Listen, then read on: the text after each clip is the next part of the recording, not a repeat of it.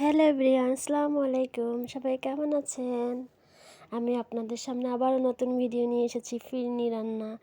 এই যে আমি চাল আগে থেকে ভিজিয়ে নিয়েছি, হালকা বেটে নিয়েছি। আর আগে তো দেখলেন দুধটা খুব ঘন করে জ্বালিয়ে নিয়েছি। এবার কড়াইতে একটু দুধ দিয়ে এবং সেই চাল ভাঙা মিশ্রণটা আগে গুলিয়ে নিয়েছি যাতে দলা দলা না বাঁধে।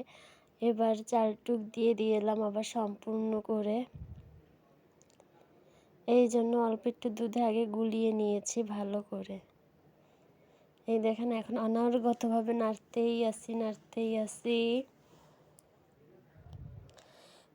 বেশি যদি না নাড়া হয় তাহলে দলা দলা হয়ে যায়, এজন্য নাড়ানোটা থামানো যাবে না, নাড়তে হবে বেশি করে। এখন আমি তেজপাতা, কিশমিশ একের পর এক সব দিয়ে দিচ্ছি আস্তে আস্তে করে। দুধে বলক চলে আসছে দেখেন। এই যে একটু কিশমিশ দিচ্ছি,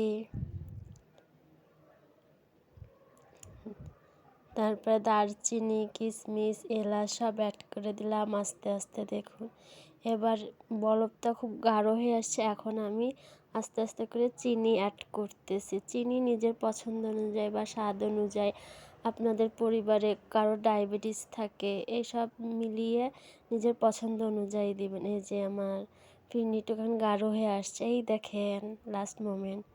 ভিডিওটা ভালো লাগলে অবশ্যই শেয়ার দিবেন। বাই বাই, আল্লাহ হাফেজ।